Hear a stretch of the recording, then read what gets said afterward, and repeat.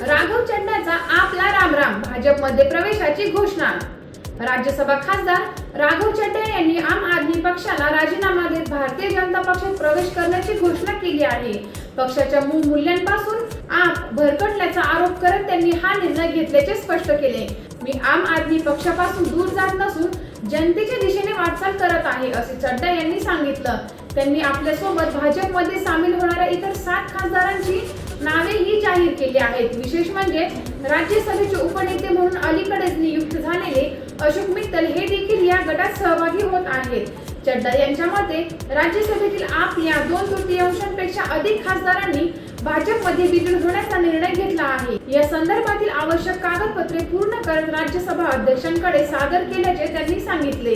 दरम्यान हरभजन सिंग, राजिंदर गुप्ता, विक्रम सहानी आणि स्वाती मालीवाला यांच्यासह इतर खासदारांनी या निर्णयाला पाठिंबा देत असल्याचा दावा चड्डा यांनी केला आहे। या घडामोडीमुळे राजधानीच्या राजकारणात मोठी खळबळ उडाली आहे।